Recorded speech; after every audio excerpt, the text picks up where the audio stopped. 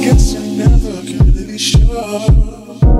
And it goes without saying, it's not the same. Well, I'm just. Bienvenue sur la chaîne The Peppy May. Alors aujourd'hui je viens avec une vidéo pour vous expliquer ma routine capillaire. Donc ça va être une vidéo très complète, peut-être un petit peu longue. Alors pour vous donner le programme, comme ça vous savez si ça va vous intéresser ou pas, je vais vous parler d'abord des produits que j'utilise. Ensuite je vais vous montrer l'application, donc comment on les prépare parce que c'est des produits qui sont naturels. Ensuite je vous montre l'application dans la salle de bain, comment je l'applique sur mes cheveux. Et ensuite je vais vous montrer un premier look avec mon Protective Style et le lendemain où j'enlève mon Protective Style. Donc ça fait pas mal d'étapes. J'espère que cette vidéo va vous plaire, va vous intéresser. Restez bien installés, prenez votre thé, prenez votre café parce qu'on a tout notre temps. Alors avant, je vais vous expliquer donc pourquoi je suis passée aux produits 100% naturels. Donc il y a un an, presque un an et demi, j'avais énormément de démangeaisons, de pellicules. Et en fait j'ai une grosse pellicule qui est tombée à une bonne marée du milieu. Et elle est tombée avec des cheveux. Donc ça m'a fait un trou. Comment vous dire? J'étais déprimée, j'étais dégoûtée. Je me suis dit franchement c'est n'importe quoi.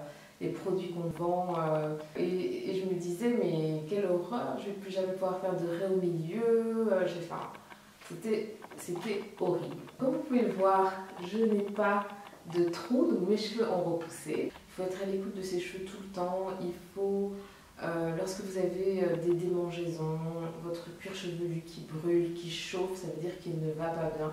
Et quelque chose ne fonctionne pas dans ce que vous utilisez. Vraiment traitez votre cuir chevelu comme votre visage parce que c'est la même chose en fait, ça va aspirer tout ce que vous allez mettre et c'est à partir de là que vos cheveux ils pourront pousser en bonne santé. Donc voilà, pour vous expliquer pourquoi je me suis lancée dans le 100% naturel.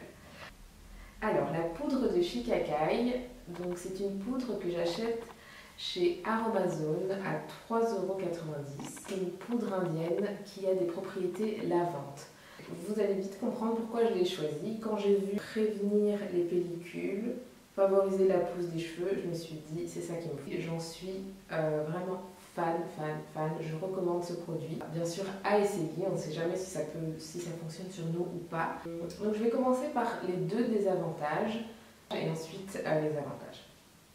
Donc les deux désavantages, le premier c'est que cette poudre quand vous allez l'ouvrir au moment de la préparer est très volatile et la poudre qui va un petit peu s'échapper du paquet peut un peu vous irriter, vous faire éternuer. Il faut que vous mettiez un foulard ou quelque chose où vous vous écartiez vraiment. Pour préparer cette poudre, ne mettez pas votre nez au-dessus de la poudre parce que là vous allez vraiment éternuer jusqu'à demain, quoi. Le deuxième, c'est qu'elle me pique un peu les yeux.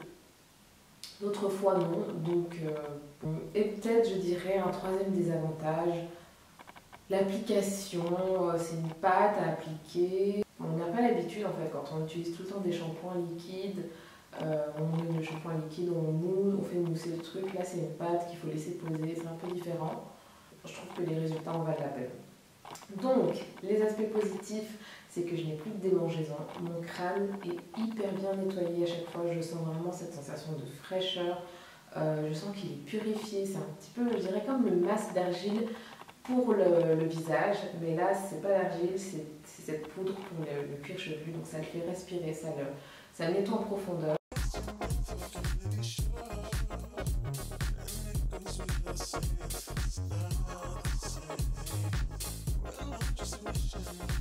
Pour faire, il nous faut de l'eau bouillante que je vais verser petit à petit et que je vais mélanger pour obtenir une pâte assez uniforme. Donc, versez vraiment l'eau petit à petit. Comme ça, vous allez mieux gérer la consistance que vous allez avoir. Donc là, j'ai une bonne quantité et la texture me plaît assez, un petit peu de pâte, mais quand même liquide. Voilà. Un petit détail par rapport au shampoing, c'est que c'est une poudre que vous allez utiliser et ça ne va pas mousser. Donc N'attendez pas un effet moussant sur vos cheveux parce que c'est pas comme ça que la poudre fonctionne, mais ça ne veut pas dire qu'elle ne nettoie pas vos cheveux. Donc voilà, c'est quelque chose de différent et il faut le savoir. Après avoir fait mon shampoing au shikakai, je passe au masque. C'est un masque à base de poudre de guimauve, d'huile de coco, d'huile essentielle de ylang-ylang et huile essentielle de pamplemousse. Les deux éléments phares de ce masque, c'est vraiment la poudre de guimauve et l'huile de coco. Et en fait, ce que je recherchais dans ce masque, c'était un masque qui allait me permettre de faciliter le démêlage et de nourrir en profondeur mes cheveux.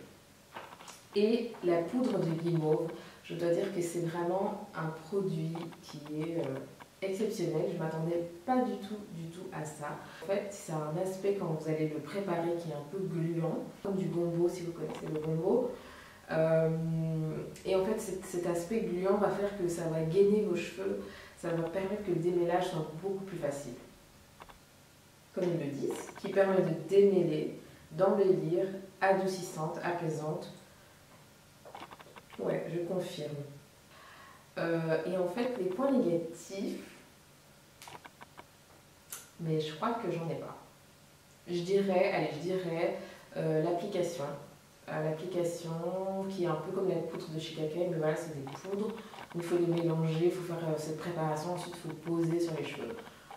Mais voilà, c'est le seul point négatif que je peux dire. Franchement, ça fait un masque génial, vous devez vraiment l'essayer. Ça coûte 3,90 € sur Amazon, donc je pense que ça en vaut la peine. Et au pire, si ça ne vous convient pas, je vous aurais pas perdu beaucoup d'argent. Alors pour l'aspect nourrir un peu plus en profondeur, je vais utiliser de l'huile de coco parce que je trouve que ça se mélange hyper bien. Pour l'aspect un peu brillance, j'aime bien utiliser l'huile essentielle d'ylang-ylang. Et ensuite pour le parfum, mais parce que j'aime trop le parfum de l'huile de pamplemousse, j'utilise l'huile essentielle de pamplemousse. Donc l'huile essentielle de pamplemousse et d'ylang-ylang ne sont pas pour moi hyper nécessaires à ce masque, mais vous pouvez quand même les ajouter, ça va vous faire un parfum mais hyper agréable. Surtout que la poudre de guimauve, elle a une petite odeur. Certains aiment, certains n'aiment pas. Moi, je la trouve limite un peu bizarre, cette odeur. Je ne suis juste pas habituée. Avec l'huile de coco, ça se masque un peu. Mais quand je rajoute l'huile d'ylang-ylang et l'huile de pamplemousse, mais alors là, c'est un plaisir, vraiment le masque. Mes cheveux sont hyper bons après. Enfin, pour moi, c'est le parfum idéal.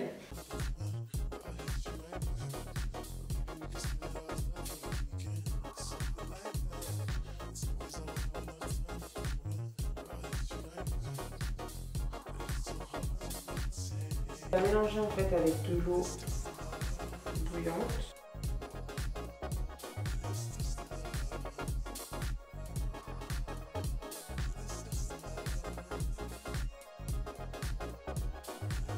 Au final, 2 cuillères.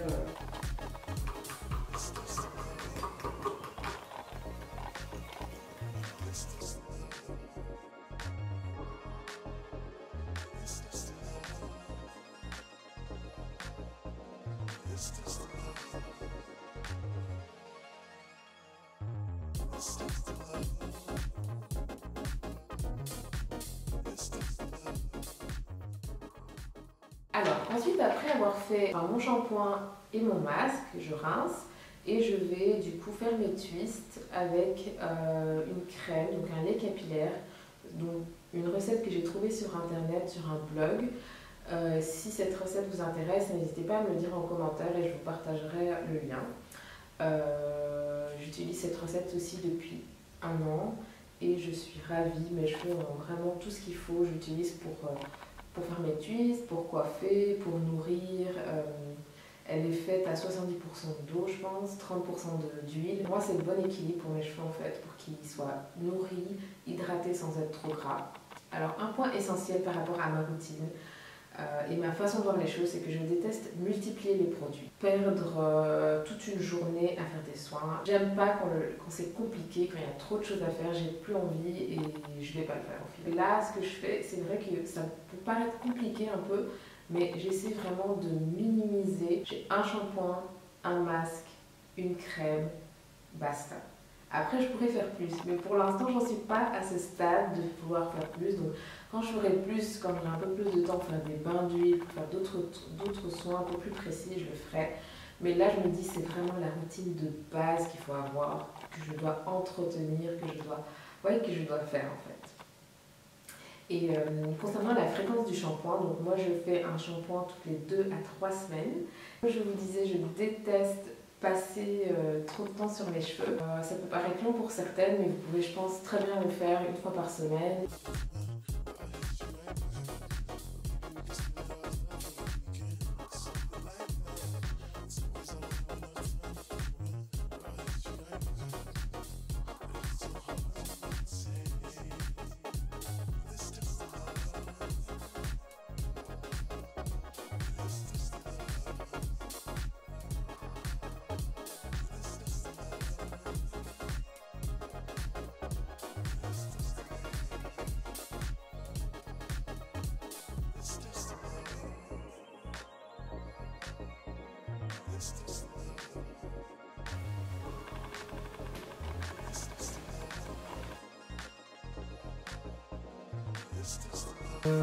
Mes twists, je les enlève après un jour.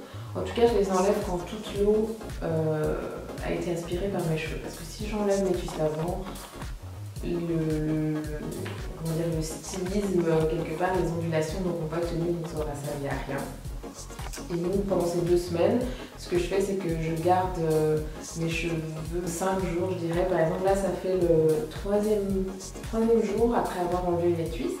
On est jeudi, on va faire ce week-end, après pareil, je vais les enlever, et ensuite, le week-end d'après, je vais faire mon shampoing. Ensuite, ce qui m'a permis aussi d'accélérer un petit peu la pousse de mes cheveux, et je me suis vraiment rendu compte en fait que mes cheveux ont poussé au moment du mariage, où en fait on m'avait tiré les cheveux pour faire ma coiffure, et quand j'ai vu la longueur, l'épaisseur, en fait comment ils étaient, je me suis dit waouh! Ils n'ont jamais été comme ça avant, ils n'ont jamais poussé aussi vite qu'avant. J'étais vraiment impressionnée et je dois dire que c'est grâce à cette routine que j'ai eu ce résultat. En plus des produits que j'utilise et de cette routine, donc je minimise l'utilisation de la brosse, je minimise en fait la manipulation de mes cheveux pour éviter qu'ils se cassent. Et j'essaie de garder un maximum en protective style si je peux. Je cherche des coiffures à faire en protective style tout le temps. Il y a d'ailleurs un compte Instagram avec une fille qui fait des protective styles que je trouve vraiment sympa. Ensuite, je minimise vraiment la chaleur. Je vais lisser mes cheveux max une fois tous les 3 mois. J'utilise aussi des élastiques qui n'ont pas les petits bouts en fer pour pas que ça puisse arracher mes cheveux. Quand j'attache mes cheveux, je ne serre pas trop, enfin même vous pouvez voir, j'ai juste attaché le bout. Je risque de casser mes cheveux parce qu'avant, je faisais tout le temps des queues comme ça, mais je serrais hyper fort. Et donc en fait, mes cheveux, ils se cassaient tout le temps à cet endroit-là. Donc voilà, je pense que j'ai fait le tour, je vous ai donné mes astuces. J'ai une autre vidéo que vous pourrez trouver, je vous ajoute le lien, où je donnais aussi des conseils. Mais alors du coup, c'était il y a 3 ans, je pense, au moins, sur comment maximiser la pousse des cheveux. Donc j'ai commencé ce parcours-là il y a déjà très longtemps et aujourd'hui j'apprends de nouvelles choses et c'est ce que je vous partage aujourd'hui. J'espère que cette vidéo va vous plaire, vous a plu. N'hésitez pas vraiment à mettre des likes, à commenter, à nous écrire sur Instagram ou autre si vous avez d'autres questions, d'autres suggestions. On aime vraiment voir vos commentaires et partager tout ça avec vous. Donc n'hésitez pas, je vous fais de gros bisous.